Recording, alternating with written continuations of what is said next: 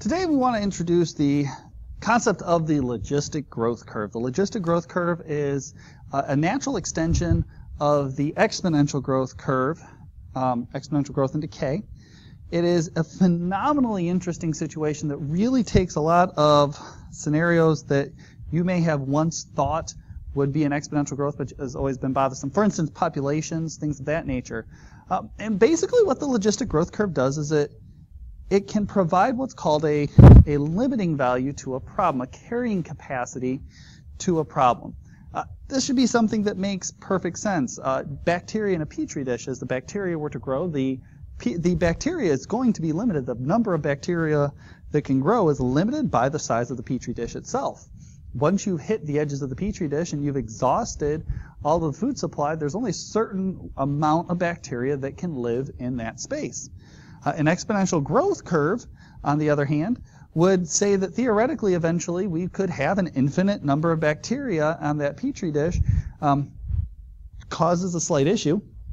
You could imagine an infinite number of bacteria would create an infinite mass, and then next thing you know, because we have so much bacteria, we wind up imploding the Earth and all sorts of good stuff. It's great. We could be a sun. It'd be cool. We'd be a bacteria sun. That's not what we're dealing with, though. We have this cool thing called logistic growth. And you can see just kind of the example of the curve. An exponential growth increases without boundary. Bank accounts, theoretically. If you've ever watched Futurama, there's a wonderful episode where Fry realizes he had a bank account that had like $2.43 in it when he went into the future, and as he looked 1,000 years later, he's become millions and millions and millions and millions of dollars richer because of the exponential growth of his money. But in some situations, we can see that the curve would increase quickly and, of course, cap out at this limiting value. So what's the difference? The difference being is that an exponential growth curve is just a simple KP. This logistic growth curve gives you what's called a, oh man, what type of a proportion is that? Joint proportionality, that's what it's called. This is a joint proportionality between a direct proportion here, Kp, your exponential growth curve, and this L minus P term that's here as well. The rest of this is all just a bunch of block text. You're not missing very much here. And this is another really cool example regarding what on earth you're looking at when it comes to maybe an application, all courtesy of Dan Kennedy at the Baylor School, not Baylor University, but the Baylor School in Tennessee. Dan Kennedy's got some really cool things regarding logistic growth, which is worth taking a look at. With that said, let's take a look into the meat and potatoes of what we need to know here so that we can solve these problems. In your example inside of the notes for my students, you'll see we're dealing with a population P of T of fish in a lake satisfies the logistic differential equation dP dt equals 3p minus p squared over 6,000, where t is measured in years and p of 0 is 4,000. Okay. That doesn't look like the logistic growth curve we talked about just a second ago. I told you in the logistic growth curve, it's written dP dt is some kp times L minus p. So I'm noticing that I have p's here, so my first step, of course, is to factor out a p, giving me 3 minus p over 6,000. And while that looks good, I really need this to be just a p. So to turn that into a p, I'm going to have to multiply the inside by 6,000, but if I multiply the inner piece here by 6,000, I'll have to divide by 6,000 outside, which means my k is 1 over 6,000. 3 times 6,000 is 18,000 minus p. And you can see here, this is going to be your L, and this is going to be your k, this 1 over 6,000 term there. So the very first question is the limit as t approaches infinity of p sub t. Now this is an interesting thing. We're looking at a situation where the population is growing based on the population. There's no time variable, although the time variable would be important. There is no t in this to be able to identify what on earth, and to be able to evaluate that easily. We could solve, which is on another video entitled Solving Logistic Equations. But this limit as t approaches infinity is not going to get me where I want to be. Now, luckily for us, we can use our knowledge from earlier to realize that that limiting value, if you think it's called L for a reason, the carrying capacity is the maximum amount we could reach. Or actually, it's not even a maximum, we'll see in just a minute, but it is the target value that we're attempting to reach with this logistic growth curve. So this 8,000, this 18,000, this L was always going to be our target. We're looking at 18,000 fish in this lake, and that is what the natural tendency of nature is going to be, is to push us to that 18,000 variable. You'll notice that I'm not going to typically ask you about the domain. T is going to start at 0, and it can go as long as I would like, theoretically. Of course, time may end eventually on that. But, for the sake of argument, T could go to infinity. We just said that. But our range is limited. We can go from 4,000, and we can go to 18,000. And the first thing you're going to notice is I'm going to say that 18,000 is not included. That's an asymptotic behavior. I said the limit goes to 18,000, which means we're not going to reach it. I want to take this moment to tell you this is a mathematical model. I'm not telling you that if you go and you look at this population and you eventually solve for this equation that you're going to go, oh, I know exactly how many fish will be inside this pond. Obviously, a model doesn't perfectly represent, but it's a wonderful way of deciding about what's going on. You should know from science and such, just because the math says one thing, there are outside things that influence how this all works. I could have, theoretically, more than 18,000 fish in this in the real world. But for the model's sake, we know at 18,000, that's where we're going to stagnate. And every time we go above, we'll come back down. Every time we're below, we're going to build back up. So that's why we're going to say it's not actually equal to, because, limits to mathematical models and real-world situations. So the first question asks, when is P increasing and when is P decreasing? Well, we know P increases when dP dt happens to be greater than 0. It's positive. And we know that P decreases when dP dt is less than 0. So really what I want to do is I just want to solve when is dP dt greater than or less than 0. So I'm going to take my function that's factored here, and it's nice and easy for me because I've already found out that this P over 6,000 times 18,000 minus P, and I'm going to figure out when that equals 0. And I already got two values for that. I know that P will equal either 0 or it will equal 18,000. And from there, I simply make a number line from 0 to 18,000.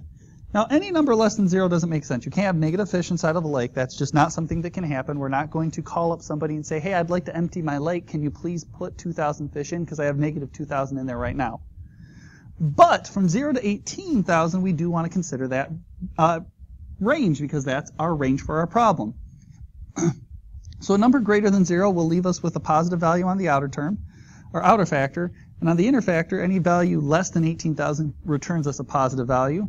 So this region is positive. And that's positive from 0 to 18, which means that for all P values on 4,000 to 18,000, P is increasing. And that should bother you maybe a little bit. I'm discussing how P is increasing because P is already this value. But again, if I've got positive things, that means I want to define my growth based on my current population. We don't say, we don't talk about, as we look at human population growth, we look at it over a period of time, but we know that population is important. If there's only 6 people in that population, we're not going to grow very much. But the problem that you get in some of the larger countries when you've got overpopulation is that there's hardly a lot of people, and then a lot of people wind up making more babies. Part D, for what value of P is the solution curve concave up or concave down? We need the second derivative. Now, I will say, in this second derivative, I probably don't want to take the derivative of my initial version because I'd have to use wouldn't want to use the factored version. I'd have to use the product rule there. I probably want to use this method right here, the derivative of 3p being 3 minus the derivative of p squared over 6,000 being 2p over 6,000 or p over 3,000. oh, hold on, I made a terrible mistake. Let me do one thing. Come on, go to the eraser. There we go. I need to do one thing. I took the derivative of 3p, but I was really bad about that. Took the derivative of 3p, but to get dp dt, the second derivative of d2p over dt squared, I took the derivative of p with respect to t. So the derivative of 3p is not actually just 3, it's 3 dp dt minus the derivative of this is actually going to be p over 3000 dp dt. Now let me move this down so I can actually write a little bit cleaner here. Whoa, way too far down.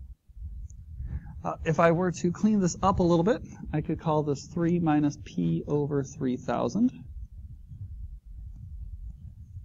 dp dt. And I could actually replace this, although I've already done all the zeros for p dp dt. And I want to set that equal to 0. So I need to figure out what p's would make this equal 0. So I look, from dp dt, I'm going to have the values of 0 and 18,000. And here, if I solve that for 0, I find out that that p should equal 9,000. So I've got 3 possible values where I can have a change in my direction. I take a look from 0 to 9,000. I know that dp dt is actually always going to be positive, so I really have to just decide when is this positive and negative. So from 0 to 9,000, I'll be positive because a number smaller than 9,000 will return a value less than 3. And if I pick a value larger than 9,000, I'll get a value larger than 3, giving me a negative value. And again, I'm basing this on the fact that dp dt is always a positive anyways from 0 to 18. So when I answer this question, concave up, just meaning the second derivative is greater than 0, and this meaning the second derivative is less than 0, I can see that when p is on, concavity is not brackets, 9,000, or sorry, oh my goodness. Try that one more time, I apologize. On 4,000 to 9,000, we say that this is concave up since the second derivative is greater than 0. And when p is on 9,000 to 18,000, concave down because the second derivative is less than 0. With basing our information here, ES, when is there an inflection point, a change in concavity, inflection at p equals 9,000 since the second derivative changes sign. So what does this graph look like? Well, I know that I'm going to have, if I start with 4,000 fish, I know at 9,000 there's an inflection point, and I know at 18,000 I have a limiting number. From 4 to 9,000 I'm increasing in concave up, so my function should curve up like this. And at 9,000 I become increasing but concave down. And if we look at that, that should make sense. I should rapidly be gaining, and at this spot, this is where I'm going to make the most fish because I've got the largest number of fish you can make before they start encroaching on others. And here, we notice that the concave down makes it so that I can approach the asymptote without actually matching the asymptote. So then what happens is there's another couple of situations. We can look at a situation when we're above the 9,000, and if you can guess, all of this work would show you that if the original function is 10,000, well, I wouldn't consider this. This would still always be positive. And here, since I'm only looking between 10 and 18, I would always be concave down. The one that becomes the most interesting then is what happens if I have 20,000. Now that may sound strange. We're thinking to ourselves, well, how did there get to be 20,000 if there's a limiting capacity of 18,000? But remember, this is fish in a lake. This is actually a fairly simple thing for us to see, and especially with the fish in the lake, if someone were to stock the lake. Someone pushes, they wanted 2,000 fish, but they actually accidentally put an extra zero in the problem, you're going to have 20,000 fish. And if you have too many fish in the lake, the fish should die. So let's see what happens there.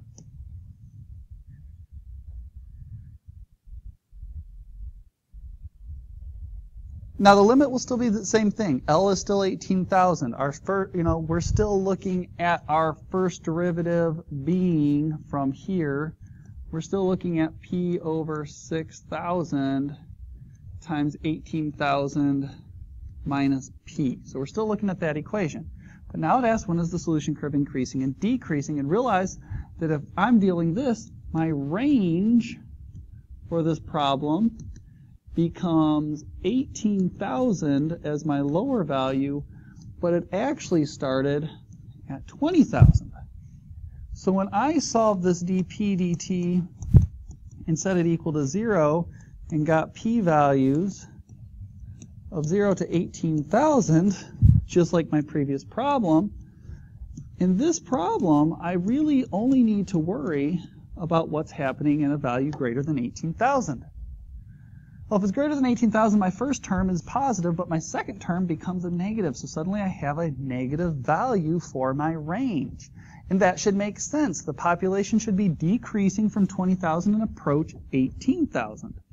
So we would say P decreases on all values